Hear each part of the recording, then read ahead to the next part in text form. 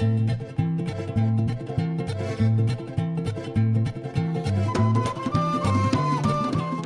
Bwanji from Keswick Village. This is the Rorschach Malawi update from the 16th of September, 2025. A quick summary of what's going down in Malawi. Malawians voted on Tuesday the 16th, but the pre-election atmosphere didn't look like it. Previous governments have always kept issues like fuel queues, power outages, and unemployment rates to a minimum, especially during elections, to try to make people forget the hard times and re-elect them into power. But this year, the government couldn't care less, which has affected the people's excitement towards the elections. The BBC wrote a story noting the same issue, and also mentioned there were fewer party clothes and billboards placed across the country, which added vibrancy to the elections compared to previous election years. But maybe people are just stressed about the cost of living. A new study by the Center for Social Concern, or CFSC, revealed that the cost of living went up from nearly 520,000 kwacha in August 2024, which is $300, to 910,000 kwacha, about $525 last month. This represents a 75% increase in just 12 months. The CFSC called this a national development emergency, saying that families who are stressed about survival cannot invest in education, skills, or other productive activities. Despite the spiraling inflation, President Chakwera insists he has a plan to make things better and that people must vote for him in the elections. Many people seem to have lost hope in the president, though. His convoy was booed while passing through Blantyre in the southern region over the weekend, and people feel he dragged his feet during his presidency. For instance, people were concerned that he took so long to dissolve his cabinet and that the government officials conducted election campaigns using public resources. President Chakwera only dissolved the cabinet on the night of Monday the 15th, just hours before Malawians went to the polls.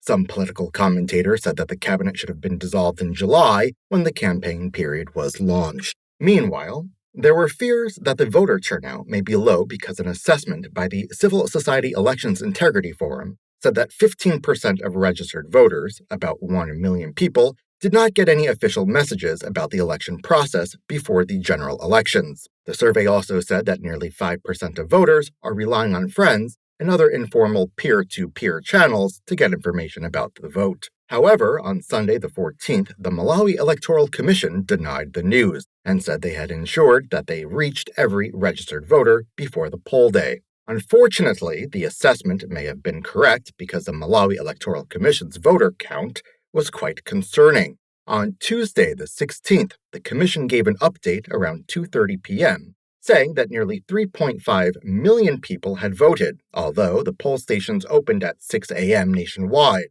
That is less than 50% of the 7.2 million people who were registered and expected to vote. However, the voting stations closed a few hours later, on the night of Tuesday the 16th, so there is still hope that the numbers will have improved by then. There have been other concerning developments regarding the elections. For instance, some users of the Airtel communications company received messages telling them to vote for President Chakwera just hours before the elections. Airtel quickly released a statement emphasizing that the message did not come from them, although it was made to look like it did. They also stressed their position as a nonpartisan company. It might be weird that neither the Malawi Communications Regulatory Authority nor the ruling Malawi Congress Party commented on the news. Some believe the messages were trying to manipulate voters into keeping President Chakwera in power.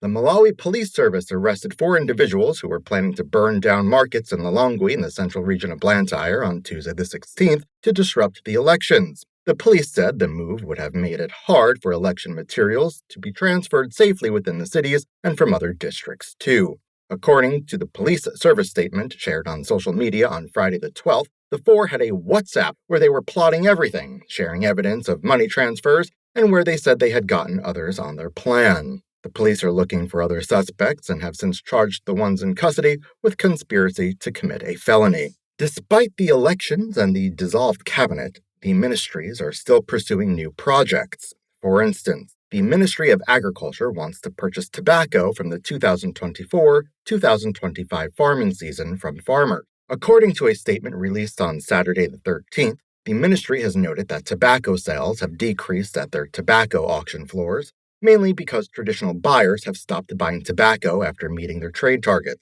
However, tobacco farmers still have a lot of stock to sell, which is why the government has decided to buy from them.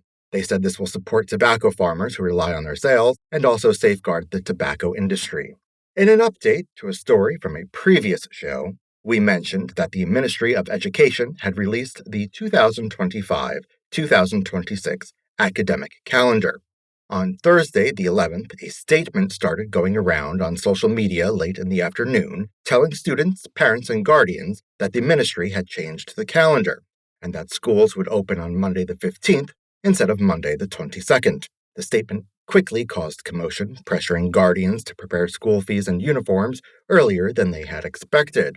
However, a few hours later, at night, the ministry said the trending statement was fake. They urged the public to ignore it, saying that the calendar had not changed at all. There were also rumors that the Ministry of Finance and Economic Affairs would introduce new measures after the elections due to a document circulating on social media. However, the ministry has since denied the allegations. The document said the ministry would devalue the kwacha by 150% to align the exchange rate and fix the forex shortage. It also said they would raise fuel prices by 100% and entrench some public officials. However, the government distanced itself from the document and urged the public to disregard it. They said it was written by angry people who want to ruin the government's image. In other news, graduates of the Bachelor of Laws program offered at the Catholic University, or CU, can now practice law without having to take extra exams. This applies to all law graduates, past, present, and future.